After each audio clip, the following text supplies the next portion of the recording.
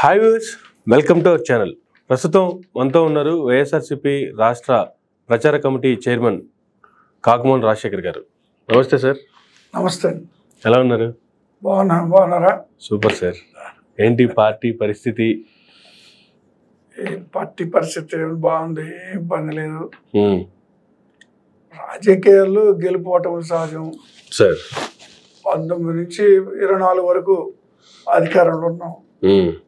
తిరిగి ఇప్పుడు పోయి మళ్ళీ 29లో మేము అధికారంలో ఖచ్చితంగా వస్తాం. ఏంటంత క్లారిటీ ఏంటి, అంత కాన్ఫిడెంట్ ఏంటి? కాన్ఫిడెంట్ అంటే మనం ఏదైతే ప్రజలకు ఇచ్చిన హామీలు ఉన్నాయో అవి నెరవేర్చాలి.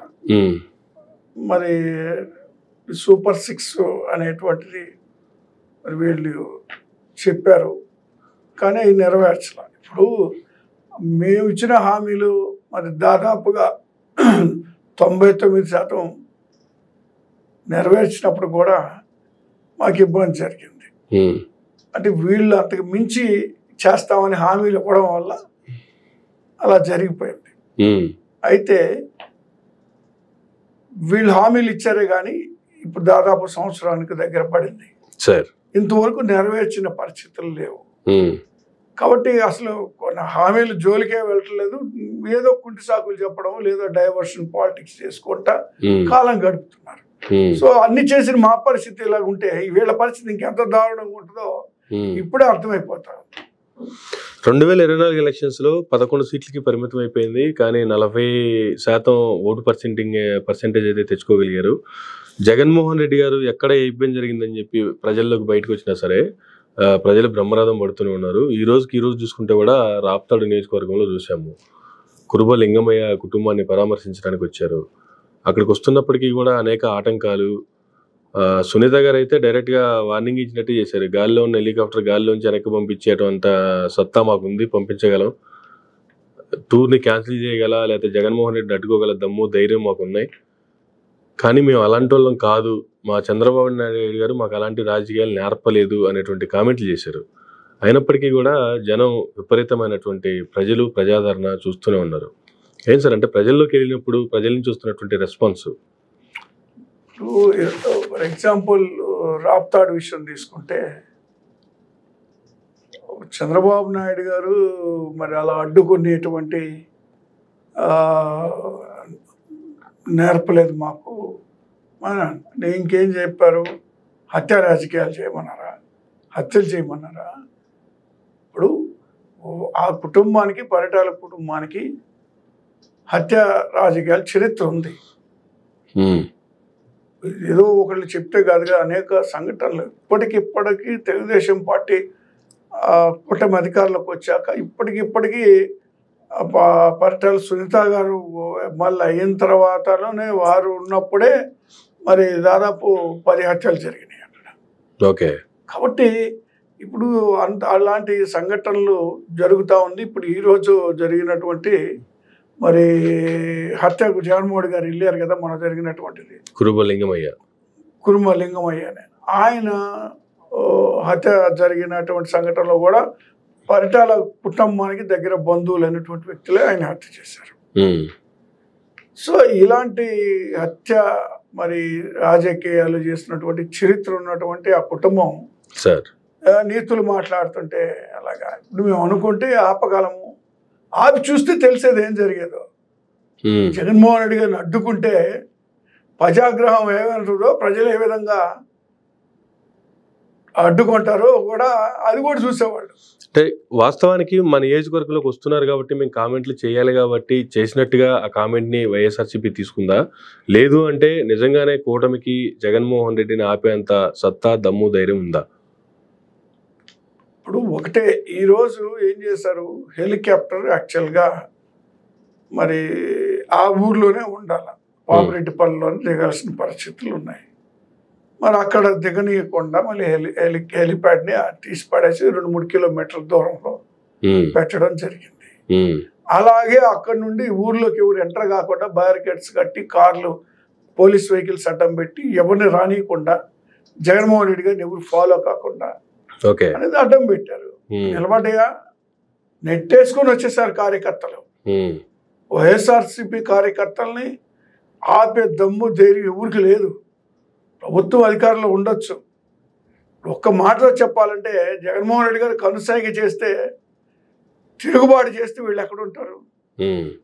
ఎదురుదాడికి సిద్ధపడితే వైఎస్ఆర్ కాంగ్రెస్ పార్టీ వీళ్ళకి రాష్ట్రమో దేశం వదిలిపోవాల్సిన పరిస్థితులు ఏర్పడతాయి. కానీ ఆ విధానం కాదు మాది. జగన్మోహన్ రెడ్డి గారు ఎంకరేజ్ చేయరు. కాకపోతే వీళ్ళు మరి మంచితనాన్ని చేతగానితనంగా అనుకొని ఈ విధమైనటువంటి మాటలు మాట్లాడడం, ఈ విధంగా అడ్డుకునే ప్రయత్నం చేయడం. ఈ రోజు కూడా అడ్డుకున్నారు, చూశారు కదా, తోసుకొని అందరూ వచ్చేసారు లోపలికి, ఎవరు ఆపలేరు. ఇప్పుడు అదేవిధంగా సునీత గారు మాట్లాడుతూ ఆవిడ మరి పరిటాల రవి హత్యకి సంబంధించి జగన్మోహన్ రెడ్డి గారు చేయించారని మాట్లాడటం అంటే అది సరైనటువంటి పద్ధతి కాదు. హత్య రాజకీయాలకి దూరంగా ఉండేటువంటి వ్యక్తులు రాజశేఖర రెడ్డి గారు ముఖ్యమంత్రి అయినా, జగన్మోహన్ రెడ్డి గారు ముఖ్యమంత్రి అయినా, వాటి ఉదాహరణ ఒకటి చెప్పదలుచుకున్నా. ఒకవేళ హత్య రాజకీయాలను వీళ్ళు ఎంకరేజ్ చేసే పని అయితే, రాజారెడ్డి గారిని చంపినటువంటి వ్యక్తులు అక్కడ నడి రోడ్డు మీద తిరుగుతుంటే రాజశేఖర గారు ముఖ్యమంత్రిగా అయినప్పుడైనా సరే, జగన్మోహన్ గారు ముఖ్యమంత్రి అయినప్పుడే సరే, వాళ్ళ మీద ఎప్పుడైనా చర్యలు తీసుకున్నారా? వాళ్ళ మీద ఏమైనా దాడులు చేశారా?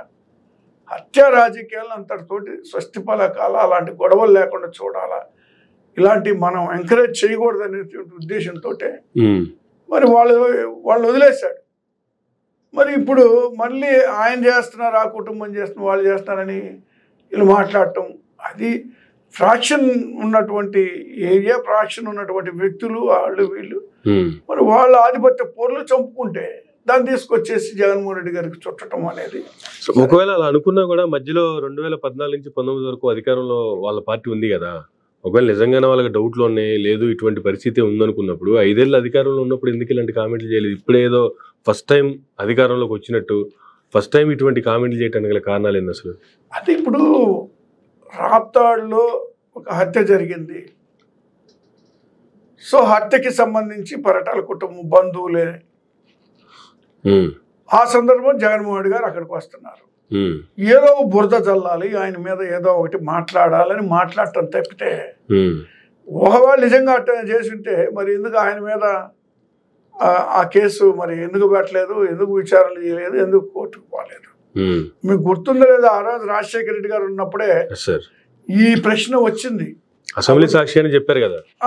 అప్పుడు రాజశేఖర రెడ్డి గారు చాలా స్పష్టంగా జగన్మోహన్ రెడ్డి గారు నిజంగానే ఉంటే ఉరి తీసినా కూడా నేనేమనుకోను, తప్పు చేసి ఉంటే అని ఎంక్వైరీ వేసుకోండి, మీకు చేతమైన ఎంక్వైరీ వేసుకోండి, సిబిఐ చేస్తారో సిబిసిలో ఏ ఎంక్వైరీ వేసుకుంటారో నిరూపించండి, ప్రూవ్ అయితే మీరు ఏ నిర్ణయం తీసుకున్నా కూడా నాకు అభ్యంతరం లేదు అని మాట్లాడటం జరిగింది. అలాంటి పరిస్థితుల్లో మరి వీళ్ళు ఇప్పుడు మళ్ళీ ఆ విషయాలు లేవనెత్తడం అనేది ఏమంటది, ఇవన్నీ దేవాళాపూర్ రాజకీయాలు, ఇవన్నీ ఆమె రాజకీయ లబ్ధి కోసం లేదా ఆమె అబాస్పాలైన పరిస్థితుల్లో ఇప్పుడు అక్కడ హత్య రాజకీయాల్లో మునిగిపోయి ఇప్పుడు మళ్ళీ జగన్మోహన్ గారిని ఏదో బయటికి లాగాలనే ప్రయత్నం చేయటం తప్పితే ఇంకేం లేదు అక్కడ. అలానే ఇప్పుడు ఇటువంటి ఆరోపణలు చేసినంత మాత్రాన జగన్మోహన్ రెడ్డి గారికి ఏమైనా అయ్యేది కానీ లేకపోతే వాళ్ళ కొత్తగా ఒరిగేది కానీ ఉందంటారా? వాళ్ళు చేసేటువంటి ఆరోపణ వల్ల ఎనికేం కాదు. కాకపోతే ఇక వాళ్ళు పత్రికలు, వాళ్ళ టీవీలు దీన్ని ప్రచారం చేస్తాయి. ఇలాంటి తప్పుడు ప్రచారాలు చేసే కదా అధికారంలోకి వచ్చింది వాళ్ళు. మళ్ళీ ఇలాంటి అనుకూల మీడియాతోటి ఈ ప్రచారాలు చేయించుకోవడం తప్పితే దీనివల్ల ఏమవుతుంది?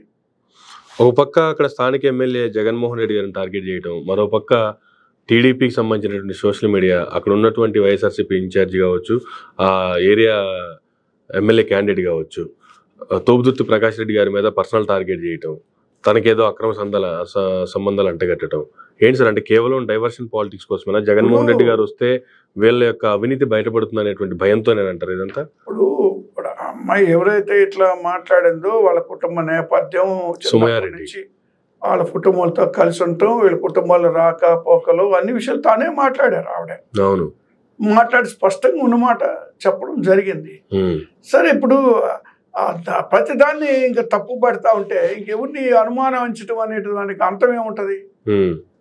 అవన్నీ ఏంటంటే ఏదో బురద చల్లాలని తప్పితే ఆయన మీద ఇలాంటి ఆరోపణలు అర్థం పర్థం లేని ఏదో ఎక్కడో కలిసినారని చెప్పేసి వీడియోలు తీయడం ఏంటి? కలవకుండా ఉంటారా? మాట్లాడకుండా ఉంటారా? అయినోళ్ళు ఉండకుండా ఉంటారా? లేకపోతే నాకు అర్థం కావట్లేదు. వీళ్ళు ఎందుకంటే కేవలం ప్రతి అంశాన్ని కూడా రాజకీయం చేసేటువంటి ప్రయత్నం, అందులో మహిళలను వినియోగించుకునేటువంటి ప్రయత్నం దురదృష్టకరమైనటువంటిది. సో వీళ్ళు రాజకీయం కోసం, రాజకీయ లబ్ధి కోసం ఎంత నీచానికైనా దిగజారుతారు అనడానికి ఇది అదే నిదర్శనం. అంటే కేవలం ఈ రోజు జగన్మోహన్ రెడ్డి గారి పర్యటన మీద ఎఫెక్ట్ చూపించాలనే ఉద్దేశం అంటారు అది, లేదంటే దీన్ని ఇలానే కంటిన్యూ చేసుకుంటూ పోతుందా? అంటే ఇప్పుడు ఈరోజు ఆ అంశం జగన్మోహన్ రెడ్డి గారి పర్యటన సందర్భంగానే వచ్చిన ఈ రెండు అంశాలు కూడా, జగన్మోహన్ రెడ్డి గారి మీద ఆరోపణ వచ్చిన, ప్రకాష్ రెడ్డి గారి ఆరోపణ వచ్చిన, ఇవన్నీ కూడా ఈయన రాక సందర్భంగా డైవర్ట్ చేయడానికి ఇలాంటి ఏదో ఒక ఆరోపణలు చేసి కొంత మీడియాలో కవరేజ్ తీసుకోవడానికి తప్పితే ఏముంటాయి అందులో? వాస్తవాలు ఏముంటాయి? ఏం సాధిస్తారు వాళ్ళు?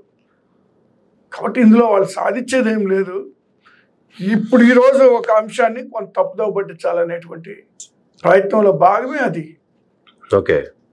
సో జగన్మోహన్ రెడ్డి గారు ఏ పబ్లిక్ మీటింగ్ వచ్చినా చెప్తూనే ఉన్నారు, మా నేతల్ని ఏ విధంగా ఇబ్బంది పెడుతున్నారు, సంబంధం లేనటువంటి అంశాలను కూడా సంబంధంలో తీసుకొచ్చి ఈరోజు కూడా చెప్పారు. పోసాని గారికి సంబంధించి కావచ్చు, వంశీ గారికి సంబంధించి కావచ్చు, లేదంటే మాజీ ఎంపీ సురేష్ గారికి సంబంధించి కావచ్చు, వాళ్ళ అరెస్ట్లకు సంబంధించి ఈరోజు కూడా ప్రస్తావించారు. పోలీసులు చంద్రబాబు నాయుడికి వాచ్మెన్లా పనిచేస్తున్నారు కొంతమంది, అటువంటి వాళ్ళ బట్టలు ఓడదీసి నిలబెడతాము, ఉద్యోగాలు పీకే వరకు పోరాడతాము అనేటువంటి వార్నింగ్లు కూడా స్ట్రైట్గా ఇచ్చేస్తున్నారు. అంటే ఇప్పుడు ఆంధ్రప్రదేశ్లో పోలీసు వ్యవస్థ బానిసల్లాగా తయారైంది ఈ అధికార పార్టీలకి. అంటే కాకి చొక్కాలు వదిలేసి పచ్చ చొక్కాలు వేసుకొని వాళ్ళు డ్యూటీలు చేస్తారు. అధికార పార్టీలకి అయింది అంటే ఏ పార్టీ అధికారంలో ఉన్నా కూడా పోలీసుల పరిస్థితి అలాగే ఉందా? కేవలం టీడీపీ అధికారంలో ఉంటేనే అటువంటి పరిస్థితి? ఖచ్చితంగా ఇప్పుడు అధికారంలో ఉన్న పార్టీలకి కొంత యాక్సెస్ ఉండొచ్చు, లేదా వాళ్ళు కొంత ఫేవర్ చేయొచ్చు. అంతవరకు విన్నాం మనం ఏ పార్టీ అధికారంలో అంత. కానీ ఇంత దారుణంగా ఇప్పుడు ఈరోజు రాప్తాడులో జరిగినటువంటి మర్డర్కి సంబంధించి ఆయన వాళ్ళ భార్య కానీ లేదా కుటుంబ సభ్యులు వాళ్ళ కంప్లైంట్ అనేటువంటిది ఆ మర్డర్కి సంబంధించి. సో వీళ్ళు ఏం చేశారు? కొడుకు ఇచ్చినటువంటి కంప్లైంట్ని తీసుకెళ్ళి పక్కన పడేశారు. వాళ్ళే కంప్లైంట్ రాసుకొని వచ్చారు. అందులో వాళ్ళే తెలుగుదేశం పార్టీ కార్యకర్తల్ని సాక్షులుగా పెట్టారు. ఈ కుటుంబ సభ్యుల్లో ఒక ఇద్దరిని సాక్షులుగా పెట్టారు. మిగిలిన వాళ్ళందరినీ బయట వాళ్ళని పెట్టారు. ఓకే. సో అలా పెట్టి తెచ్చి మరి ఆయన ఏలుముద్ర వేయించే సామది ఆయన భార్యది తీసుకెళ్ళి కంప్లైంట్ ఫైల్ చేస్తే న్యాయం ఎక్కడ జరుగుతుంది? పోలీస్ వ్యవస్థ ఏ విధంగా పనిచేస్తుంది? ఇప్పుడు ఇలాంటి దాడులు మరి ఇంకెక్కడ చూడలేం మనం, ఎక్కడా లేదు. బాధితులు ఎవరైనా కంప్లైంట్ ఇస్తారు, వాళ్ళే కంప్లైంట్ రాసుకొని వచ్చి వీళ్ళ ఏలు ముద్ర సంతకం పెట్టుకున్నట్టు ఏమనాలా? ఈ విధంగా వన్ సైడ్ జరుగుతూ ఉంది. కాబట్టి జగన్మోహన్ రెడ్డి గారి ఎవరిని వదిలిపెట్టే పని లేదు. బట్టలు తీసి నిలబెడతాం, కాకి బట్టలు ఒంటి మీద లేకుండా చేస్తాం, ఉద్యోగాలు తీసేస్తామని మాట్లాడటానికి కారణం కూడా అదే. గతంలో మాట్లాడారు, సప్త సముద్రాల అవతల ఉన్నా సరే తీసుకొచ్చి మరీ వాళ్ళని చట్టం ముందు నిలబెడతాము అనేసి. టీడీపీ అధికారంలోకి వచ్చిన తర్వాత కొంతమంది సీనియర్ ఐపీఎస్లని సస్పెండ్ చేసింది. వాళ్ళకి వైసీపీ, వీళ్ళు కాకీలు కాదు వీళ్ళు వైసీపీలు అని చెప్పి వాళ్ళకి ఐపీఎస్ కాదు వైపీఎస్ అని చెప్పి వాళ్ళకి ముద్ర కూడా వేసింది. ఎందుకంటే గతంలో వైసీపీ అధికారంలో ఉన్నప్పుడు కూడా ఇటువంటి కార్యక్రమాలే జరిగాయి. ఇప్పుడు జత్వలానికి సంబంధించినటువంటి కేసులో ఆవిడ మీద అనేక చీటింగ్ కేసులు ఉన్నాయి. ఆవేదో నీతి మంత్రాలు అయితే అనుకోవచ్చు, ఒక మాయ లేడీ. ఆ పేరున్నటువంటి వ్యక్తి ఇక్కడ కానీ లేదా బాంబేలో కానీ లేదా మరొక చోట కానీ అనేకమైన కంప్లైంట్లు ఉన్నాయి ఆమె మీద. ఓకే. ఆవిడకి సంబంధించి ఇక్కడ ఒక వ్యక్తులు ఇక్కడ బ్లాక్ మెయిల్ చేస్తున్న పరిస్థితులు ఉన్నాయి. ఈ వాళ్ళని ఎవరైతే బ్లాక్ మెయిల్ చేశారో వాళ్ళు కంప్లైంట్ ఇవ్వడం జరిగింది. ఆ కంప్లైంట్ ఇచ్చిన తర్వాత మరి ఆవిడని తీసుకురావడం అయింది, అరెస్టులు చేయడం ఇదంతా జరిగింది. సో దాన్ని ఏదో వాళ్ళు పెద్ద ఇష్యూ చేసుకొని వాళ్ళు ఓన్ చేసుకొని మరి 3 IPS ఆఫీసర్లను సస్పెండ్ చేయడం అంటే ఇంకా అర్థం చేసుకోవాలా వీళ్ళు ఏ విధంగా అధికారంలోకి వచ్చాక అధికార దుర్వినియోగం చేస్తున్నారని. ఇప్పుడు ఏదన్నా ఉంటే ఎంక్వైరీ చేయాలా, వాస్తవాలు ఏదంటే బయట ఒక్కసారిగా సస్పెండ్ చేసి పడేసి అది కక్ష సాధింపు చర్య అంటారు. ఇప్పుడు రెడ్ బుక్ అనేటువంటిది రాజ్యాంగాన్ని ఆంధ్రప్రదేశ్లో నడిపిస్తున్నారు. అంబేద్కర్ గారు రాజ్యాంగం లేదు, ఈరోజు రెడ్ బుక్ రాజ్యాంగమే నడిపిస్తుంది లోకేష్ గారు. కాబట్టి రెడ్ బుక్లో ఏదైతే ఉన్నాయో రాసుకుని దానికి అనుగుణంగా పరిపాలన, కక్ష సాధింపు కార్యక్రమాలు మరి పోలీస్ వ్యవస్థలో ఉంది, పొలిటికల్ వ్యవస్థలో ఉంది, వీళ్ళు లేదా మిగిలినటువంటి ఎంప్లాయీస్కి సంబంధించి కానీ ప్రతి ఒక్క దాంట్లో రెడ్ బుక్ రాజ్యాంగం అనేటువంటిది అమలు పరుస్తున్నారు. కానీ రీసెంట్గా లోకేష్ గారు కామెంట్ చేశారు, వాళ్ళ ఆవిర్భావ సభలో మాట్లాడుతూ రెడ్ బుక్ గురించి ఎక్కడికి వెళ్ళి ఇదే అడుగుతున్నారు, రెడ్ బుక్ గురించి ప్రత్యేకంగా చెప్పాల్సిన అవసరం లేదు, రెడ్ బుక్ పేరు చెప్తేనే కొంతమంది వ్యక్తులకి గుండెపోట్లు వస్తున్నాయి, మరి కొంతమంది వ్యక్తులు అయితే కాళ్ళు చేతులు విరగొట్టుకుంటున్నారు, కాబట్టి మనం రెడ్ బుక్ పేరు మనం చెప్పుకోవాల్సిన అవసరం లేదు అనేటువంటి కామెంట్లు ఆయన చేశారు. అంటే ఇది వైసీపీ వాళ్ళని గుర్చి లేదా వాళ్ళ మీద ఇటువంటి కామెంట్లు చేయటమా, లేదంటే ఎట్లా సార్ అసలు కామెంట్లు ఎలా చూడాలి? ఇప్పుడు రెడ్ బుక్ రాజ్యాంగంలో లేదా రెడ్ బుక్ ఏదైతే ఫాలో అవుతున్నారో దానివల్ల ఈ జరుగుతున్న అనర్థాలన్నీ ఆ బుక్ వల్లే. కానీ దానికి ఆద్యుడు బాధ్యుడు ఎవరు? లోకేష్ గారు. కాబట్టి రాబోయే రోజుల్లో వైఎస్ఆర్ కాంగ్రెస్ పార్టీ అధికారంలోకి వచ్చాక వీటన్నిటికీ బాధ్యత వహించాల్సింది బాధ్యుడు అతనే, బాధపడేది అతనే. లోకేష్ మీద ఉంటది ఖచ్చితంగా రాబోయే రోజుల్లో టార్గెట్. YCP target Lokesh. ఎందుకు ఈరోజు రాష్ట్రంలో అల్లకొల్లాలు జరుగుతా మరి ఈ రెడ్ బుక్ రాజ్యాంగం ద్వారా వైఎస్ఆర్ కాంగ్రెస్ పార్టీ కార్యకర్తల్ని, నాయకులు మరి హత్యలు చేయడం ఏంటి, లేదా అంటే దాడులు చేయడం ఏంటి, మరి అధికారుల మీద కక్ష సాధింపు చర్యలుగా వాళ్ళ మీద సస్పెండ్లు చేయడం, వాళ్ళని నానా ఇబ్బందులు పెడుతున్నటువంటి పరిస్థితులంతా కూడా రెడ్ బుక్ రాజ్యాంగం వల్లే కదా. కాబట్టి దానికి ఆద్యుడైనటువంటి లోకేష్ మీద ఖచ్చితంగా చర్యలు ఉంటాయి రాబోయే రోజుల్లో. కాబట్టి ఇవన్నీ కూడా మేము ఒకటే చెప్తున్నాం, ఇప్పుడు అది రెడ్ బుక్ పెట్టడం పెద్ద సమస్య కాదు. ఈరోజు మేము అనుకున్నాం అనుకోండి, మేము కూడా అలా ఆలోచన చేస్తే ఇంకొక రాబోయే 4-5 సంవత్సరాల్లో మేము కూడా ఇలాగా బ్లూ బుక్ పెట్టచ్చు. ఈ బ్లూ బుక్లో మేము కూడా రాస్తున్నాం ఏం జరుగుతుందో రాష్ట్రం మొత్తం మీద, గ్రామ స్థాయి నుంచి ఎవరు ఇబ్బంది పెడుతున్నారు అనేటువంటి అంశాలు అందరూ రాసి పెట్టుకుంటున్నారు బ్లూ బుక్లో. కాబట్టి తప్పు చేసినటువంటి వాళ్ళని ఎవరిని కూడా వదిలిపెట్టేటువంటి ప్రశ్న లేదు. రాబోయే రోజుల్లో వీళ్ళు ఇప్పుడు ఏదైతే చేస్తున్నా అంతకు 10 అంతలు అనుభవించాల్సిందే, వీళ్ళు అనుభవిస్తారు కూడా. ఏ ఒక్కరిని వదిలిపెట్టేది. అందుకే 7 సముద్రాలు దాటి వెళ్ళినా కూడా పట్టుకొస్తామని చెప్తుంది. ఏ ఒక్కరిని కూడా వదిలేటువంటి ప్రశ్నే లేదు. ఇక్కడ చేసేటువంటి ప్రతి అన్యాయానికి అక్రమానికి ఖచ్చితంగా శిక్ష ఉంటుంది రాబోయే రోజుల్లో. కానీ పార్టీ తరపున చూసుకుంటే సీనియర్లందరూ ఒక్కొక్కరు వదిలిపెట్టిపోతూ ఉన్నారు. అవకాశం వచ్చినప్పుడల్లా, మైక్ ముందుకు వచ్చినప్పుడల్లా జగన్మోహన్ రెడ్డి గారి మీద, ఆయన ఫ్యామిలీ మీద ఏదో ఒక రకమైనటువంటి కామెంట్లు చేస్తూనే ఉన్నారు. ఉదాహరణకు చూసుకుంటే ఆయన ఫ్యామిలీకి బాగా దగ్గర ఉన్నటువంటి బాలినేని శ్రీనివాస్ రెడ్డి గారు కావచ్చు, 3 తరాలుగా ఫ్యామిలీని ఫాలో అవుతున్నటువంటి విజయసాయి రెడ్డి గారు కావచ్చు, వాళ్ళు చేసినటువంటి కామెంట్లు ఎలా చూడాలి సార్ అసలు? ఇప్పుడు సీనియర్లు ఫస్ట్ పాయింట్ ఒకటి చెప్పదలుచుకోండి, సీనియర్లు వెళ్ళడం వలన పార్టీకి ఇబ్బంది ఉండదు. ఇది కార్యకర్తల్ని నమ్ముకున్న పార్టీ, కార్యకర్తలే బేస్ వైఎస్ఆర్ కాంగ్రెస్ పార్టీకి. కార్యకర్తలు లేకపోతే ఏ పార్టీ మనుగడ సాధించలేదు. కాబట్టి కార్యకర్తలను నమ్ముకున్న పార్టీ, నాయకులు నమ్ముకున్న పార్టీ కాదు వైసీపీ. నాయకులు అనేటువంటి వాళ్ళు స్వార్థంగా వాళ్ళ ఆలోచన, వాళ్ళ స్వప్రయోజనాల కోసం పార్టీలు మారుతూ ఉంటారు. కాబట్టి వైఎస్ఆర్ కాంగ్రెస్ పార్టీకి ఇబ్బంది ఏం లేదు. నాయకులు వెళ్ళినంత మాత్రాన విజయసాయి రెడ్డి గారు పోతే ఏమైనా కార్యక్రమాలు ఆగిపోయినాయా, లేదా బాలినేని గారు పోతే ఇంకేమైనా కార్యక్రమాలు ఆగిపోయినాయా? ఈరోజు ఒంగోలులో ఉంది, అంతకన్నా ఘనంగా కార్యక్రమాలు జరుగుతున్నాయి.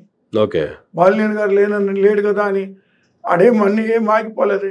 సరే, సీనియర్లు జూనియర్లు అనే పక్కన పెడితే కార్యకర్తలు లేదా నాయకులు బయటికి పోయినంత మాత్రాన పార్టీకి ఏం నష్టం లేకపోయినంత మాత్రాన కూడా, కానీ ఎవరైతే కామెంట్లు చేస్తున్నారో ఆ కామెంట్ల వల్ల ఆ కామెంట్లతో పార్టీ మీద ఎఫెక్ట్ పడే అవకాశం లేదంటారా? ఇప్పుడు కామెంట్లు చేసేటువంటి వ్యక్తులు క్రెడిబిలిటీ లేనటువంటి వ్యక్తులు. ఓకే. విజయసాయి రెడ్డి గారు ఫర్ ఎగ్జాంపుల్, ఆయన మీద అనేక ఆరోపణలు ఉన్నాయి. ఆయన పార్టీ వదిలిపోవడం అనేది పార్టీ నెత్తిన పాలు పోసినట్టే. ఓకే. ఆయన మీద ఉన్నటువంటి ఆరోపణలు ఏ నాయకుడి మీద ఉండవు. ఓకే. ఆయన విశాఖపట్నం ఇన్ఛార్జ్, ఎక్కడ ఇన్ఛార్జ్ ఉన్నా భూ కబ్జాలు చేశాడని విశాఖపట్నం పోతే ఎవరేం చెబుతారు? ఎవరేం చెబుతారు? ఆ కేసులన్నింటినీ తప్పించుకోవడానికి, ఆయన స్కిన్ సేవ్ చేసుకోవడానికి ఆయన వెళ్ళాడు. ఆయన వెళ్తే పార్టీకి ఏం నష్టం? ఇప్పుడు ఆయన ఉంటేనే ఆయన ఫాలోవర్స్ ఉన్నారా? ఆయన నమ్ముకొని లేదా ఆయన అంటే నడిచినారు ఎవరన్నా? ఓకే. వీళ్ళంతా ఏంటంటే జగన్మోహన్ రెడ్డి గారి పేరు చెప్పుకొని బతికినోళ్ళు, చెట్టు పేరు చెప్పి కాయలు అమ్ముకునేవాళ్ళు వీళ్ళంతా. ఓకే. వీళ్ళకు స్వతహాగా ప్రజల్లో పలుకుబడి లేనటువంటి వ్యక్తులు కాబట్టి ఆయన గురించి ఆలోచన చేయాల్సిన అవసరం లేదు. బాలినేని గారు చూస్తే ఆయన మీద అనేక కేసులు, గందరగోళాలు ఉండబట్టి వాటిని తప్పించుకోవడానికని ఆయన జనసేనలోకి వెళ్ళడం జరిగింది. మరి కార్యకర్తలు ఎవరిని వెళ్ళారా ఒంగోలు? ఓకే. మేమంతా వెళ్ళామా? మేము ఇప్పుడు మాది దాదాపు 35 ఏళ్ళ 40 ఏళ్ళ స్నేహం, మేమంతా కలిసి తిరిగిన వాళ్ళమే. మేము ఎందుకు వెళ్ళా?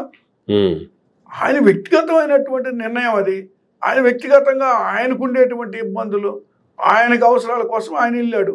కాబట్టి ఎవరు వెళ్ళలేదు కదా. ఈరోజు పార్టీలో ఉన్నటువంటి నాయకులందరూ కూడా, కార్యకర్తలందరూ కూడా ఉన్నారు, అక్కడే ఉన్నారు, పార్టీలోనే ఉన్నారు. ఓకే. ఇంకా ఉత్సాహంగా పనిచేస్తా ఉన్నారు ఇప్పుడు. కాబట్టి నాయకులు వెళ్ళినంత మాత్రాన, వాళ్ళు పోయి ఏదో బురద చల్లినంత మాత్రాన పార్టీకి నష్టం ఉండదు. కార్యకర్తలు ఉన్నారు, ప్రజల పక్షాన వైఎస్ఆర్ కాంగ్రెస్ పార్టీ నిలబడుతుంది. జగన్మోహన్ రెడ్డి గారు నిత్యం ఇంకా ప్రజల మధ్యలో ఉంటారు. ఎక్కడ ఏ అన్యాయం జరిగినా, ఏ ఇబ్బంది జరిగినా అక్కడికి వెళ్తారు. ఈరోజు ఎలాగైతే రాప్తాడు వెళ్ళారు, ఇంతకుముందు గతంలో అనేక ప్రాంతాలకి వెళ్ళడం జరిగింది, లేదా మిర్చి రైతులకు ఇబ్బంది జరుగుతున్నా అక్కడికి వెళ్ళడం జరిగింది, లేదా వరద ప్రాంతాల్లో పర్యటించడం, ఇలాంటి ఎక్కడ ఏ సమస్య ఉన్నా కూడా వెళ్తారు. ఓకే. ప్రజల పక్షాన నిలబడతారు. కాబట్టి ప్రజలు నమ్ముకుంది, కార్యకర్తలు నమ్ముకుంది తప్పితే ఇలా అటు ఇటు తిరిగేటువంటి నాయకులు మాత్రం నమ్ముకొని వైఎస్ఆర్ కాంగ్రెస్ పార్టీ లేదు. పార్టీ స్థాపించేటప్పుడు ఇద్దరితోటి ప్రారంభమైంది. ఇద్దరితోటే ప్రారంభమైంది. జగన్మోహన్ రెడ్డి గారు, విజయమ్మ గారు. మరి ఆ తర్వాత మరి అందరు పార్టీలో చేరడం జరిగింది. మరి దాదాపు 18 మంది దాకా పార్టీలోకి రావడం జరిగింది.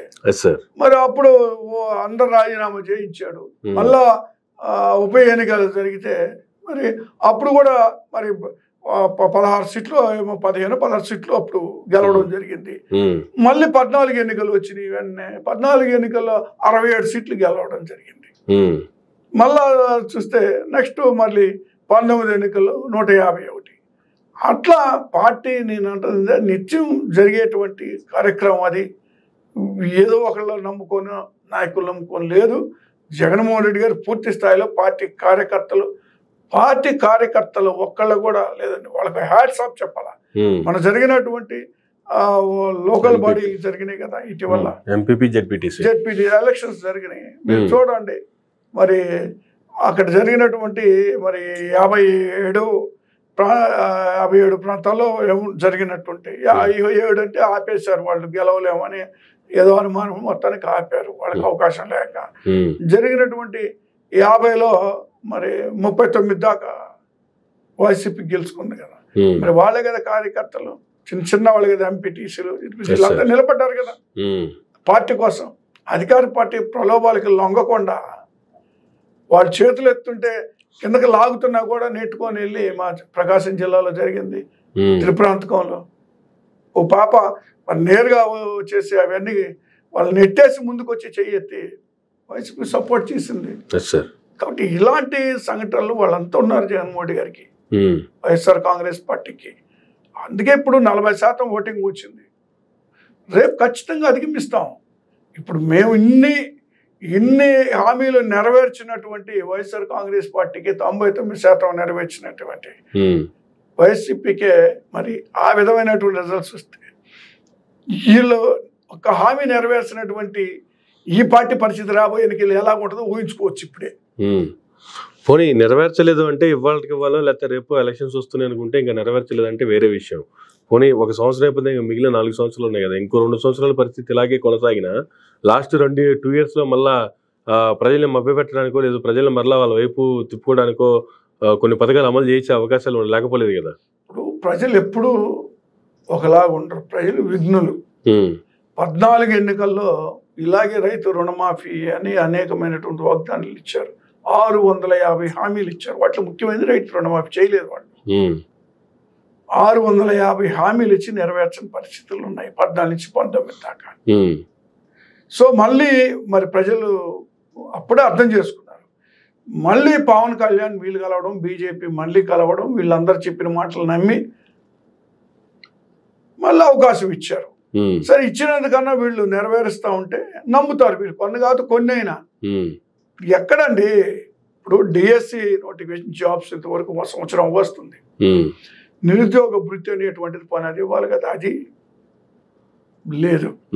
తర్వాత అమ్మఒడి అనేటువంటి ఇంట్లో పిల్లలు ఎంతమంది ఉంటే అంతమందికి ఇస్తామన్నారా, అది లేదు.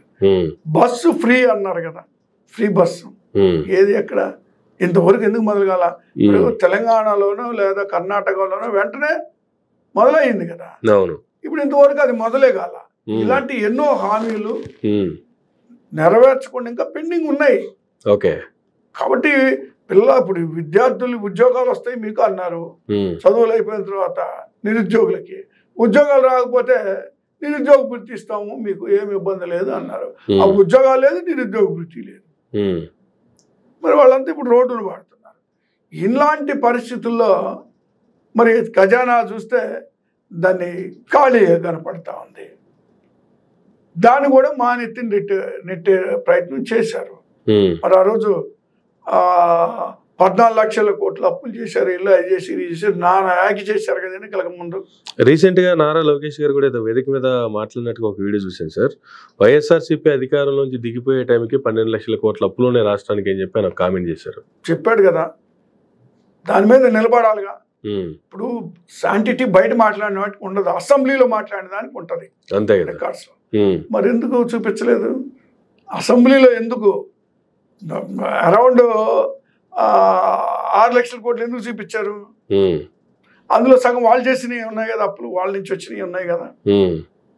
ఇప్పుడు మేము పెట్టే ప్రతి పైసాకి అకౌంటబిలిటీ ఉంది. ఇప్పుడు 2,73,000 కోట్ల రూపాయలు ప్రజలకి డైరెక్ట్ అకౌంట్లో వచ్చినాయి. మిగిలినటువంటి స్కీమ్స్, మిగిలినటువంటి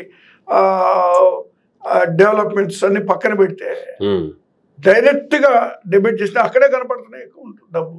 వీళ్ళు ఏం చేశారు అనేది లెక్కలేవు. అప్పులు మాత్రం మరి వీళ్ళ అధికారులకు వచ్చి రాకముందే మరి 1 సంవత్సరం కూడా కాకపోతుంటే మరి 1,00,000 కోట్లు దాటి 1,50,000 కోట్లకి వెళ్ళిపోయినాయి అంటే మరి ఏం చేస్తున్నారు ఈ డబ్బు వీళ్ళు?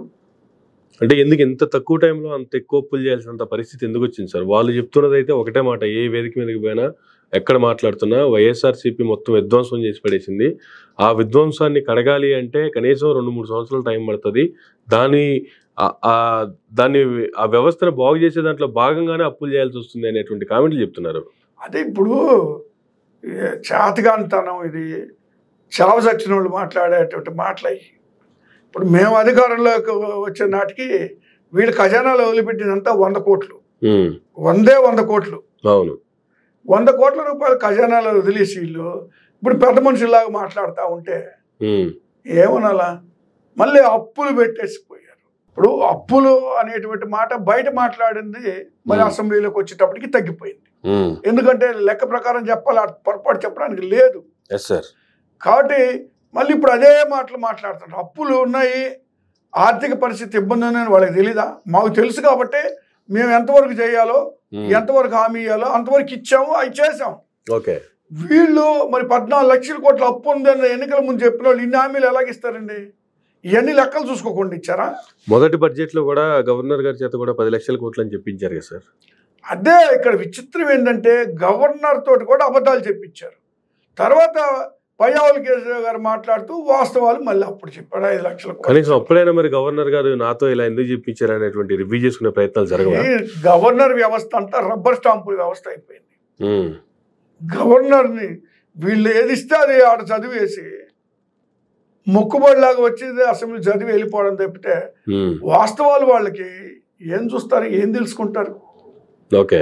కాబట్టి గవర్నర్ వ్యవస్థ అనేటువంటిదే ఈ అధికారంలో ఉన్నప్పుడు వీళ్ళు ఏది ఇస్తే అది చదివేటువంటి వ్యవస్థ. అది వాళ్ళకంటూ స్వతంత్రంగా ఇవన్నీ తెలుసుకొని మాట్లాడాలా, ఏది మాట్లాడాలి, ఏది మాట్లాడాలా విచక్షణగా ఉండేటువంటి పరిస్థితులు ఈ రోజుల్లో గవర్నర్ వ్యవస్థకి లేదు.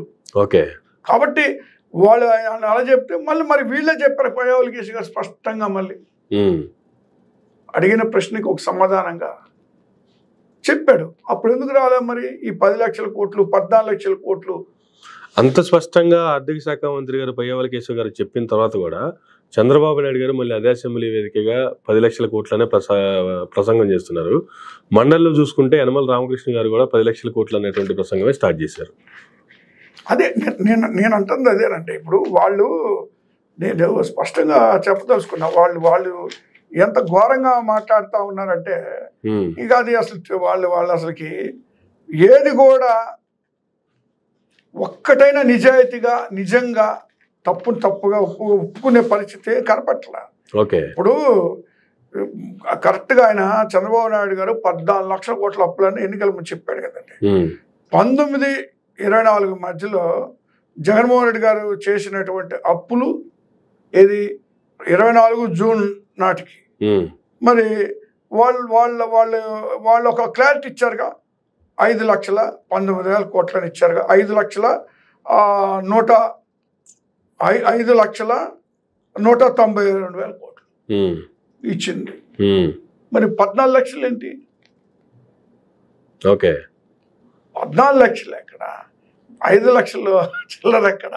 5,19,000 కోట్లలో గతంలో వీళ్ళు చేసిన అప్పులు ఆంధ్ర రాష్ట్రం విడిపోతున్నప్పుడు వస్తున్నప్పుడు లెక్క చేసుకోవాలి మళ్ళా ఉంటుంది కదా. మరి వీళ్ళు చేసిన 2,58,000 కోట్ల రూపాయలు అప్పులు మరి అవి కూడా తీసేయాలి కదా. కానీ ఒక పక్క రాష్ట్రంలో చూస్తేనేమో ఇబ్బడి ముబ్బడిగా అప్పులు చేస్తున్నారు, మరో పక్క జీడిపి చూసుకునేటప్పటికేమో దేశవ్యాప్తంగా లెక్కలు వచ్చేటప్పటికి ఎక్కడో కింద లడాఖ్కి పైన ఉన్నటువంటి పరిస్థితి కనిపిస్తుంది. కానీ చంద్రబాబు నాయుడు గారు మాత్రం మనం వృద్ధి చెందుతున్నాము, మన జీడిపి పైకి వెళ్ళిపోయింది, దేశంలోనే 2వ స్థానంలో ఆంధ్రప్రదేశ్ రాష్ట్రం నిలిచింది అనేటువంటి లెక్కలు చెప్తూ ఉన్నారు. ఏం సార్ అసలు ఈ లెక్కలకి, అంటే వస్తున్న కేంద్రం నుంచి వస్తున్నటువంటి లెక్కలకి రాష్ట్రం నుంచి చెప్తున్నటువంటి మాటలకి సంబంధం లేకుండా ఉన్నాయి? ఇప్పుడు జీడిపి విషయంలో అసలు దేశంలోనే వైసీపీ అధికారులు ఉన్నప్పుడు ముందు ఉంది. వీళ్ళు వచ్చిన తర్వాత ఒక్కసారిగా దెబ్బతింది. దానికి కారణం ఏంటంటే ప్రజల్లో కూడా వచ్చేటువంటిది కొనుగోలు శక్తి అనేటువంటిది మేము ఉన్నప్పుడు పెరిగింది సార్. ఇప్పుడు కొనుగోలు శక్తి అనేది క్షీణించింది. ఇంకెక్కడి నుంచి వస్తుంది? ఇంకా ప్రజల్లో నుంచి రావాల్సిందే కదా సార్. జీడిపి రేట్ అనేది ప్రజల్లో నుంచి రావాలా? మరి ప్రజల్లో నుంచి రావడానికి ప్రజలకి కొనుగోలు శక్తి ఎక్కడుంది? కొనుగోలు శక్తి క్షీణించిపోయింది వీళ్ళు వచ్చిన తర్వాత. ఓకే. కాబట్టి అప్పుడు అంత డెవలప్ అయింది. వీళ్ళు ఇంకా గొప్పలు చెప్పుకోవడం సిగ్గుచేటు. వీళ్ళు ఎలా చెప్పుకుంటున్నారు ఏమో మరి. ప్రజలకి ఈరోజు మార్కెట్లో వాళ్ళ చేతిలో డబ్బులు లేని పరిస్థితి ఉందండి ప్రజల చేతిలో. ఒకప్పుడు ఏంటంటే నెలవారీగాను సంవత్సరం డబ్బులు పడుతున్న పరిస్థితులు ఉన్నాయి. వాళ్ళు ఇబ్బంది లేకుండా మరి ఎడ్యుకేషన్కి సంబంధించి కానీ హెల్త్కి సంబంధించి కానీ మరి ఏ విధంగా చూసుకుని ఇబ్బంది లేకుండా గడిచింది ప్రజలకి. మరి వీళ్ళు అధికారంలోకి వచ్చిన తర్వాత మరి ఈ దుస్థితికి కారణం వీళ్ళే. అంత డౌన్ఫాల్లో జీడిపి రేట్ ఉంటే వృద్ధి రేటు మాత్రం హైలో ఎలా ఉంటుంది సార్? అదే కదా మరి వీళ్ళు లెక్కలన్నీ ఇక ఎలా చెప్పాలా, తప్పులు తడకలు, వీళ్ళు ఇచ్చే లెక్కలు అంకెల గారడి. ఆ లెక్కలు ఇప్పుడు అర్థమైపోతుంది కదా క్లియర్గా మీకు. కింద జనం దగ్గర డబ్బులు లేకపోతే ఏది పెరగదు కదా. ప్రజల కొనుగోలు శక్తి ఎప్పుడైతే పడిపోతుందో ఆడకి అయిపోయినట్టు. ఆర్థిక వ్యవస్థ అన్ని రంగాల్లో ఆర్థికంగా ఇబ్బందులు ఉన్నది అనేది స్పష్టంగా తెలిసిపోతుంది. ప్రభుత్వం దగ్గర కూడా అంతే కదా. మరి ఎప్పటికప్పుడు ఎత్తుక్కోవాలి కదా, జీతాలకు ఎత్తుకోవాల్సిన పరిస్థితి ఉమ్, ఈరోజు ఉంది. ఓకే. దీనికి కారణం ఏంటి? ఇప్పటికి కూడా వాళ్ళు వచ్చిన డబ్బు అంతా అమరావతి మీద పెడుతున్నారు తప్పితే ఉమ్, ఇతర కార్యక్రమాల మీద లేదా అభివృద్ధి మీద ప్రజల మీద పెడుతున్న పరిస్థితులు లేవు. వీళ్ళు ఇప్పుడు 2 సంవత్సరాలు కరోనా ఉన్న టైంలో జగన్మోహన్ గారు ఏ విధంగా ఆదుకున్నారు ప్రజల్ని? Yes sir. ఎక్కడ ఇబ్బంది లేవు. సంక్షేమ కార్యక్రమాలు ఒక పక్క జరుగుతూనే ఉన్నాయి. ఉమ్, మరి ప్రజల్ని అన్ని విధాల ఆదుకున్నటువంటి పరిస్థితులు కూడా ఉన్నాయి. ఉమ్, అలాంటి పరిస్థితుల్లో కోవిడ్ దగ్గర ఎక్కడ కూడా తక్కువ లేకుండా చూసుకున్నాడు ఆయన. సార్. వీళ్ళు ఆ పరిస్థితులు లేవు. 2 సంవత్సరాలు ఇబ్బంది పడినా కూడా ఎక్కడ ప్రజలకు ఇబ్బంది కలిగించలేదు. ఉమ్, ఈరోజు మరి వీళ్ళు ఏం చేస్తున్నారు? ప్రజలకి అందవలసింది లేదా ప్రజలకు ఇచ్చినటువంటి వాగ్దాలు సంక్షేమ కార్యక్రమం ఏమి పోడల్లా, ఉమ్, ఉన్న డబ్బు వరకు అప్పులు చేసి తీసుకెళ్లి అమరావతిలో పెడుతున్నారు. ఉమ్, మరి ఆయన మనుషులు లేదా ఆయన వాళ్ళ ప్రాపర్టీస్ వాటి ధరలు పెంచుకోవడానికి, అది డెవలప్ చేయడానికి ఉన్న డబ్బు అంతా రాష్ట్రంలో ఉన్న ఖజానా డబ్బు అని తీసుకెళ్ళి అమరావతిలో పెట్టి ఇంకా అప్పులు చేసి మళ్ళీ రేపొద్దున రాష్ట్రంలో ప్రజలందరూ అప్పులు తెలుసాలి. ఈ 29 గ్రామాలు అమరావతి ఆ ప్రాంతం పెట్టిన డబ్బు అంతా రాష్ట్రం మొత్తం ఉన్న ప్రజలందరూ కలిసి తీర్చాలి రేపు.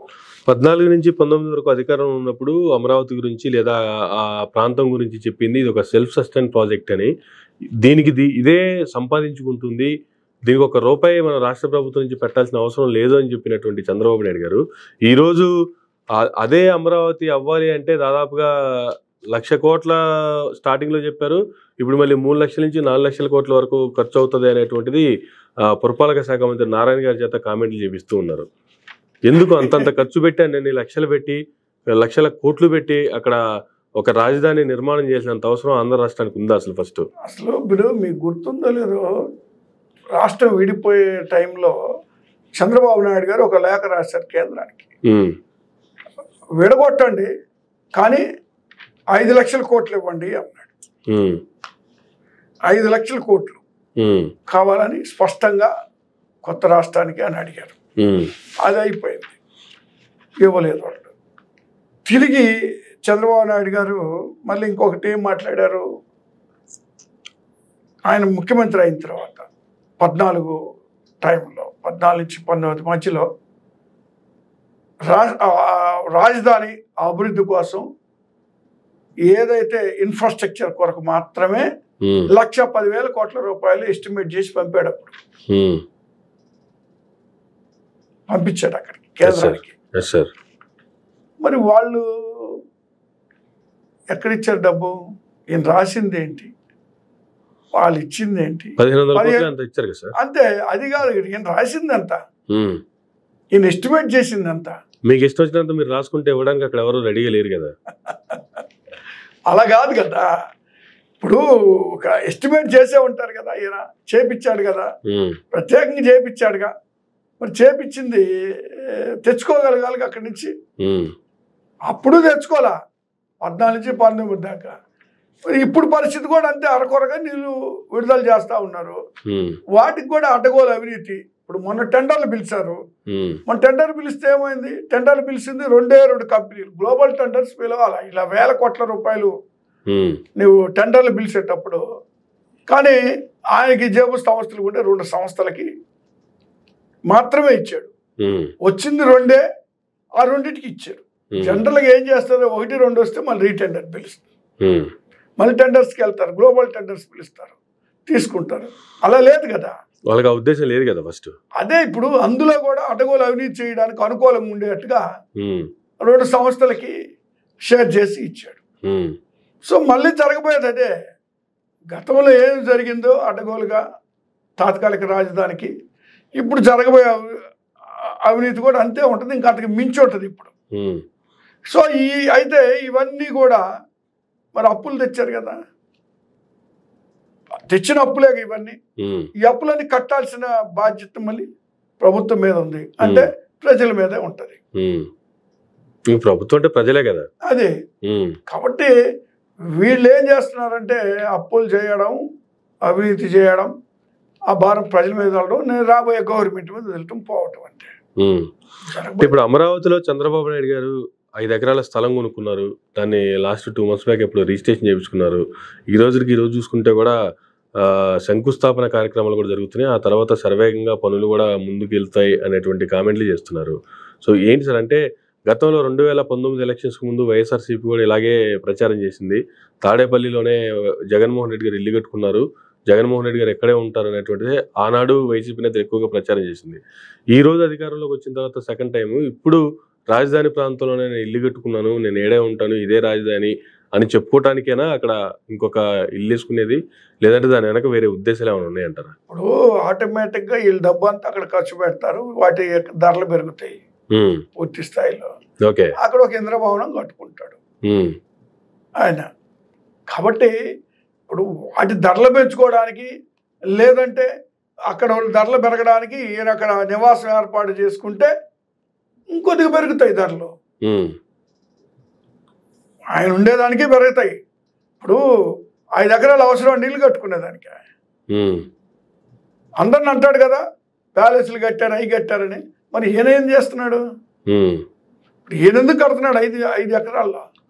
ఓకే, కాబట్టి చెప్పేందుకే నీతులు, ఆచరించడానికి కాదు కదా. కాబట్టి ఇప్పుడు వాటికి ధరలు పెంచుకోవడానికి ఇప్పుడు ఈయన అడగట్టినా, లేదా ఈయన అనుచరులు భూములు కొన్నా,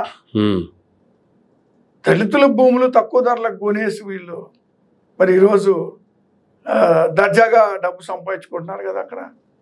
దాన్ని రియల్ ఎస్టేట్ వ్యాపారం జరుగుతుంది అమరావతిలో. ఇప్పుడు అక్కడ సంపద సృష్టిలో భాగంగా భూముల వాల్యుయేషన్ పెంచారు, రాష్ట్రం మొత్తం పెరిగింది, కానీ అమరావతి ప్రాంతంలో మాత్రం వాల్యుయేషన్ పెంచలేదు. అంటే మరి చూద్దాం. ముందు రోజు ఇప్పుడే ఏమైంది? ప్రారంభమైంది ఇప్పుడే కదా, ప్రారంభమైంది. అన్ని భూముల వాల్యూలు అన్ని ఆటోమేటిక్గా పెరిగిపోతాయి, ఆటోమేటిక్గా పెరుగుతాయి. ఓకే, ఈ కొద్ది రోజులు జరుగుతాయి. మళ్ళీ మేము వచ్చాక పరిస్థితులు ఎలా ఉంటాయో అప్పుడు చూడాలా. ఇప్పుడు మాత్రం పెరుగుతాయి. కాకపోతే దురదృష్టం ఏంటంటే ఇప్పుడు ఏదైతే సంస్థలు అన్నీ వస్తాయి, వ్యాపారాలు పెడతాయి అని చెప్తున్నారు కదా, అది ఇటీవల మొన్న లోకేష్ గారు దాంట్లో మరి నెక్స్ట్ జగన్మోహన్ రెడ్డి గారు రాదని మీరు గ్యారంటీ ఇవ్వండి, మాకు రాసివ్వండి, రాసిస్తే మేము పెడతాము కంపెనీలు, ఇక్కడ మేము వ్యాపారాలు చేస్తాం. మళ్ళీ జగన్మోహన్ రెడ్డి గారికి వస్తే మాకు ఇబ్బంది జరుగుతుంది, మళ్ళీ మీరు రాసేయండి, ఆయన రాడని అంటారు. రాసేయడానికి ఈయనెవరు, అడగడానికి వాళ్ళెవరు? అది ప్రజలు. అసలు జనరల్ గా పారిశ్రామికవేత్తలు ఎవరైనా ఇటువంటి కామెంట్లు చేస్తారా సార్? అదే మరి వాళ్ళు ఎలా చేశారు, ఈయన ఆ విషయాన్ని ఎలా మాట్లాడుతున్నాడు, వీళ్ళ చేతకానతనం అక్కడే బయటపడుతుంది. అసలు ఎవరైనా దాని గురించి అసలు మాట్లాడతారా? ఆయన రాడని రాసిచ్చేది ఎవరు? ఏం రాసి ఇవ్వాలా? ఏం రాసిస్తే రాకుండా ఉంటాడా? ప్రజల నిర్ణయం అది. వీళ్ళ తెలుగుదేశం పార్టీ చంద్రబాబు నాయుడు గారు, లోకేష్ గారు నిర్ణయం కాదు కదా. కాబట్టి ఇలాంటివి ఉంటాయి, చీప్ పాలిటిక్స్. ఇలాంటివి మాట్లాడి ప్రజల మధ్యలోకి ఏంటి, వీళ్ళు ఎంఓఏలకే పరిమితం. గతంలో అంతే జరిగింది. అమరావతి ఇప్పుడు ఇదంతే, గతంలో గ్రాఫిక్స్ చూపించారు, ఇప్పుడు మళ్ళీ ఒకసారి గ్రాఫిక్స్ చూపిస్తారు. కట్టడాల పేరు మీద ఉన్న డబ్బు అంతా అడ్డగోలుగా అవినీతి చేస్తారు. అప్పట్లోనేమో బిల్డింగ్లు చూపించారు, ఇప్పుడేమో వేరు భవనాలు వస్తున్నాయి, స్టేడియంలు వస్తున్నాయి, రైల్వే స్టేషన్లు వస్తున్నాయి. బిల్డింగ్ సంబంధించినటువంటి కొన్ని పిక్కులు తీసి రైల్వే స్టేషన్ ఎలా ఉండబోతుంది. ఒక పక్క గుంటూరు రైల్వే స్టేషన్ ఉంది, మరో పక్క విజయవాడ రైల్వే స్టేషన్ ఉంది. 2 పెద్ద స్టేషన్లు చూడాలంటే. ఈ రెండింటికి మధ్యలో మరలా ఇంకొక రైల్వే స్టేషను, ఒకవేళ అటువంటి రైల్వే స్టేషన్ వచ్చి అది బెల్జియం స్థాయిలో ఉంటుంది అనేటువంటి దానికి పబ్లిసిటీ. దీన్ని ఎలా చూడాలి సార్? ఇప్పుడు గ్రాఫిక్స్ లో ఏదైనా చూపించచ్చు మనం. రైల్వే స్టేషన్ చూపించచ్చు, ఎయిర్పోర్ట్లు చూపించచ్చు, కంపెనీలు వచ్చి చూపించచ్చు. గ్రాఫిక్సే కదా. ఓకే, గ్రాఫిక్సే కదా. గతంలో గ్రాఫిక్సే 14 నుంచి 10 దాకా, ఇప్పుడు కూడా గ్రాఫిక్సే. 24 నుంచి 29 దాకా కూడా గ్రాఫిక్సే ఉంటాయి, గుర్తుపెట్టుకోండి.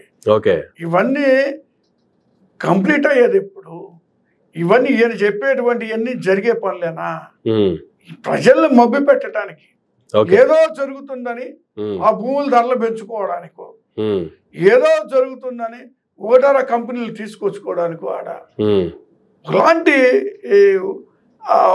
ట్రాన్స్లోకి తీసుకెళ్తారు వీళ్ళు ప్రజల్ని. తీసుకెళ్ళి మరి అక్కడ ఏదో ధరలు పెంచుకోవడానికి ఇవన్నీ మాటలు మాత్రం ఏముంటాయి? ఏముండవు. అరకొరగా లేపుతారు, మళ్ళీ వదిలేస్తారు, వీళ్ళు దిగిపోతారు. ఓకే. అంతకన్నా ఏం జరగదు అక్కడ. ఇప్పుడు కడితే మంచిదే. గతంలో మరి టెంపరీ కట్టాల్సిన అవసరం ఏంది? నీకు 10 ఏళ్ళు ఉండటానికి ఉంది కదా హైదరాబాద్లో, 10 ఏళ్ళు ఉండాలి కదా, ఉండొచ్చు కదా. చట్టం మనకి విభజన చట్టంలో అవకాశం కల్పించింది. ఉండి ఆడ కట్టించుకోవచ్చు కదా.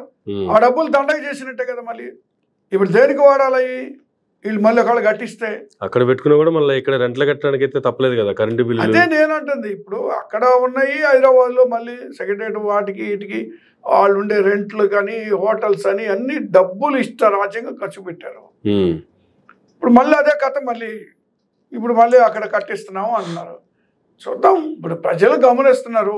ఒకసారి చూసారు, మరొకసారి చూస్తారు. ఇంకెంతటితో అయిపోద్ది. అందుకే వీళ్ళు ఉండడమే మంచిది. పేడ విరగడైపోద్ది.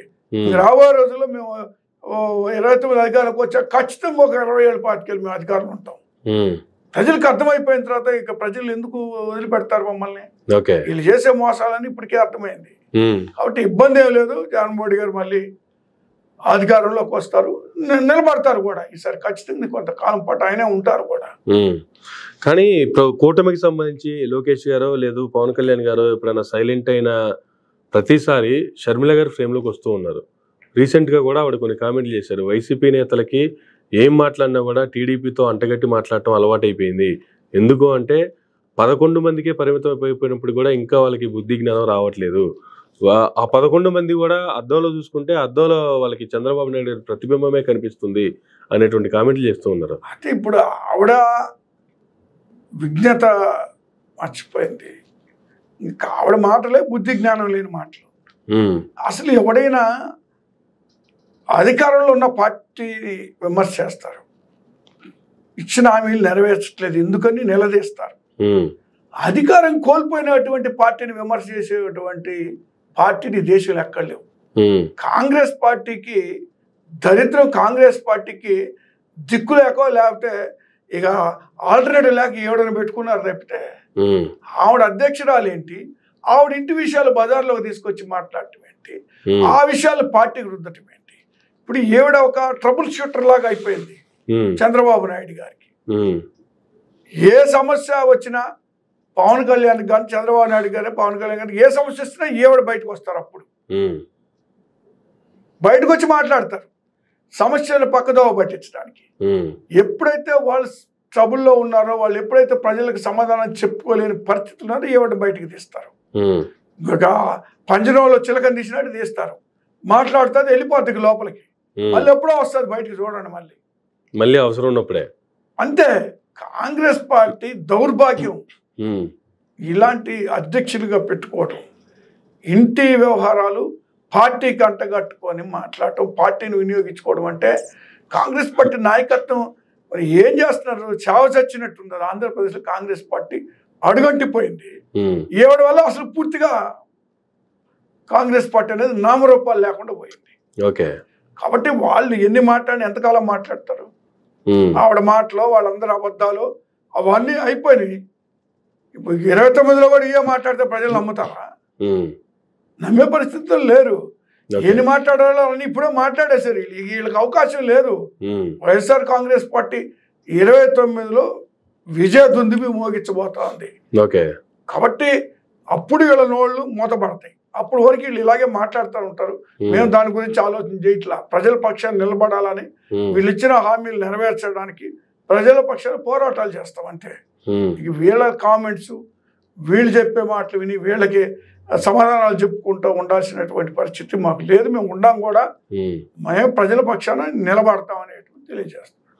రాష్ట్రంలో ఒక రకమైనటువంటి రాజకీయ పరిణామాలు చోటు చేసుకుంటున్నప్పటికీ కూడా మత విద్వేషమైనటువంటి కార్యక్రమాలు కూడా రాష్ట్రంలో నడుస్తున్నాయి అనుకోవాలా? రీసెంట్గా పాస్టర్ ప్రవీణ్ గారి మరణానికి సంబంధించి నేతలు లేదా గవర్నమెంట్ రియాక్ట్ అవుతున్న విధానానికి సంబంధించి ఏం చెప్తారు సార్? అంటే యాక్చువల్గా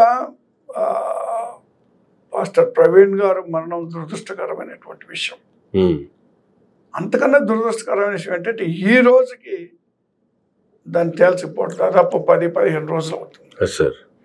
మరి ఈ రోజుకి వాస్తవాలు వెలుగులోకి రావడం లేదంటే దీని వెనకాల ఎవరి పాత్ర ఉంది? ఈ ప్రభుత్వం మొద్దు నిద్రలో ఉందా లేదా నిద్రపోతున్నట్టు నటిస్తూ ఉందా? పవన్ కళ్యాణ్ ఎందుకు మాట్లాడు, చంద్రబాబు నాయుడు ఎందుకు మాట్లాడు, వీళ్ళు మాట్లాడాలి కదా. ఎందుకు ఇన్ని రోజుల వరకు అసలు పోస్ట్ మార్టం రిపోర్ట్నే హైడ్ చేశారు, అదే బయటికి రావట్లేదు ఇంతవరకు. వాస్తవాలు ఎలా వస్తాయి? అవి రాకపోగా మళ్ళీ ఫేక్ వీడియోస్ రిలీజ్ చేస్తూ ఉన్నారు రకరకాలుగా. కాబట్టి ఈ కేసుని వాస్తవాలు వెలికి తీయాలని మేము కోరుతున్నాం. ఈ రోజుకి బయటకు రాకపోతే ఇంకా అనుమానాలు వస్తున్నాయి. ఇప్పటికీ మరి ఇన్ని రోజులు కనీసం కేసు విషయాల్లో అధికారికంగా ఒక ప్రకటన లేదు. ఇవన్నీ ఫేక్ వీడియోలు వస్తున్నాయి తప్పితే అధికారికంగా ఇలా జరిగింది అనేటువంటిది పోలీసులే చెప్తున్నారు. మేము ఇంతవరకు అధికారికమైనటువంటి ప్రకటన అనేటువంటి చేయలేదు, దాని మీద విచారణ జరుగుతుంది అని. కానీ ఎంతకాలం విచారణ చేస్తారు? పోస్ట్ మార్టం రిపోర్టు ఎంతకాలం తీస్తారు బయటికి? అంటే దీని వెనకాల ఏదో కాన్స్పిరసీ ఉంది, కుట్రని బయటికి తీయాల్సిన అవసరం ఉంది. అది ఏదైనా మరి జ్యుడిషియల్ ఎంక్వైరీ జరిగితే కానీ వాస్తవాలు బయటికి రావేమో అనుకుంటున్నాను నేను. గతంలో వైఎస్ఆర్సీపీ పార్టీ అధికారంలో ఉన్నప్పుడు, జగన్మోహన్ రెడ్డి గారు సీఎంగా ఉన్నప్పుడు మణిపూర్లో జరిగినటువంటి సంఘటనల మీదే ఒక క్రిస్టియన్ అయి ఉండి అక్కడ జరుగుతున్నటువంటి దాడుల మీద స్పందించినటువంటి చేతగాని ముఖ్యమంత్రిగానో లేకపోతే కళ్ళు మూసుకుపోయిన ముఖ్యమంత్రిగానో ఉన్నారని చెప్పి షర్మిల గారు రకరకాల కామెంట్లు చేశారు. కానీ ఈరోజు మరి తను ఒక పార్టీకి అధ్యక్షురాలిగా ఉన్నటువంటి రాష్ట్రంలోనే ఇలాంటి పరిస్థితులు జరుగుతుంటే ఎక్కడ నోరు మెదపినటువంటి పరిస్థితులు? ఇప్పుడు ఆవిడన్ని పొలిటికల్ కామెంట్స్ మామూలుగా చేస్తుంది, పని కట్టుకొని జగన్మోహన్ గారిని విమర్శ చేయడానికే ఆవిడ తయారైంది. ఆమె వేరే అజెండా ఏం లేదు. ఎక్కడైనా జగన్మోహన్ రెడ్డి గారికి మైనస్ జరగాలనుకున్నప్పుడు మాత్రమే మాట్లాడతారు అంతే, మిగతా అవసరం లేదు. పార్టీ అజెండా లేదు, జెండా లేదు వాళ్ళకి. మరి కాంగ్రెస్ పార్టీ హైకమాండ్కి ఎక్కడ బుద్ధి లేదో కానీ తీసుకొచ్చి ఆవిడని పెట్టుకొని ఆవిడ వల్ల పార్టీ బతికిద్దని మరి ఏ విధంగా అనుకుంటున్నారో నాకు అర్థం కావట్లా. ఒక కొద్దిగైనా కూడా పార్టీకి ప్రయోజనం నాకేం కనపట్ల, తెలుసు కదా సహజంగా, అలాంటిదేం కనపట్ల. మరి ఆమె కేవలం బయటకు వచ్చి జగన్మోహన్ తిట్టి మళ్ళీ లోపలికి వెళ్ళిపోయే పరిస్థితుల్లో ఇప్పుడు ఈ జరిగిన సంఘటనలు లేదా మణిపూర్లో సంఘటనలు ఖచ్చితంగా అందరూ ఖండిస్తాం కూడా. దానికి ఏంటది? ఇప్పుడు బీజేపీ దీనికి బాధ్యత వహించాల్సిన పని ఉంది. బీజేపీని విమర్శ చేయాలి. ఆవిడేం ఉద్యమాలు చేసింది మరి ఆ రోజు పని?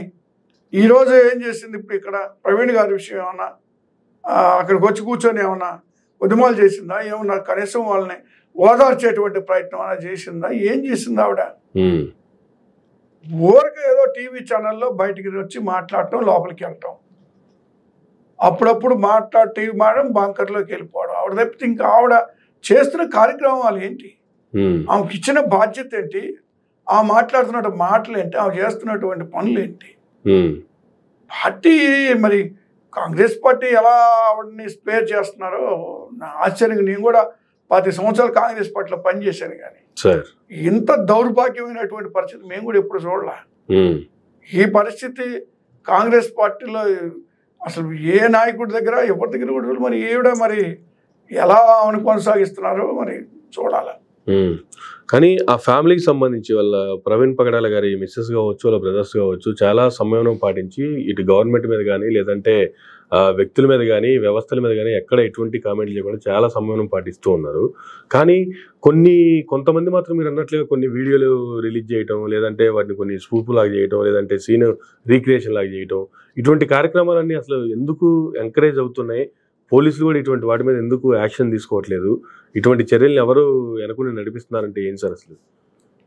లేదు, ఇప్పుడు వాళ్ళని అభినందించాలి కుటుంబ సభ్యులు. ఎందుకంటే అది ఒక మరి వాళ్ళ తల్లి అది దేవుడి నిర్ణయంగా మాట్లాడారు. వాళ్ళ కూతురు పాప మరి దేవుడిని స్తుతించి పాటలు పాడారు. ఆ రోజు నేను వెళ్ళాను అక్కడికి స్వయంగా. అది జరిగిన సంఘటనలో ఆ ఫ్యూనరల్ అటెండ్ అయ్యాను. తర్వాత ఆయన భార్య మరి నిందితులు ఎవరో వాళ్ళని శిక్షించాలనో లేకపోతే చేయించాలని అనుకోవాలా, వాళ్ళని దేవుడికి వదిలేశారు. వాళ్ళు దేవుడిని పూర్తిగా నమ్మారు, దేవుడి మీద అంత వదిలేశారు తప్పితే వాళ్ళంత ఆలోచన చేయాలి. తర్వాత ఇప్పుడు సహజంగా క్రైస్తవ సంఘాలు లేదా క్రైస్తవ నాయకులు సహజంగా రియాక్ట్ అవుతారు కదా జరిగినటువంటి సంఘటన. అందరూ ఒకలాగా ఉండాలనో మాట్లాడాలని అనుకోలేము మనం. అంచేత ఒక్కొక్కళ్ళు ఆవేశపడిన వాళ్ళు మాట్లాడినటువంటి వాళ్ళు ఉన్నారు. మరి కొంతమంది చర్యలు తీసుకోవాలని ఉద్యమాలు కూడా జరుగుతూ ఉన్నాయి. ఆంధ్రప్రదేశ్ ఇప్పటికీ జరుగుతూనే ఉన్నాయి. మరి ఇంత జరుగుతున్నా మరి ఎందుకు ప్రభుత్వం రియాక్ట్ కాలేదు, ఎందుకు ప్రభుత్వం మరి ఈ రోజుకి వాస్తవాలు బయట పెట్టలేదు అనేటువంటిది కొంతమందికి ఉన్నటువంటి డౌట్ కూడా. వాస్తవాలు బయటికి రావాలా త్వరలో, అతి త్వరలో వెలికి తీయాల్సిన అవసరం ఉంది. ఇప్పుడు ఉన్నటువంటి ప్రజల్లో ఎన్నో అనుమానాలు ఉన్నాయి, అవన్నీ నివృత్తి చేయాల్సినటువంటి బాధ్యత ప్రభుత్వం మీద ఉంది. కనుక చూస్తున్నారు మరి ఉద్యమాలు అయితే సాగుతున్నాయి. ఇవన్నీ బయటకు వచ్చే వరకు ఉద్యమాలు కొనసాగుతాయి. ఈ మధ్యలో సహజంగా ఎవరికి కోపమో బాధో బంధో లేదా ఆయన మీద గౌరవమో రకరకాలుగా ఉంటాయి కాబట్టి రకరకాల కామెంట్స్ చేస్తూ ఉంటారు. అలా బాధతోనో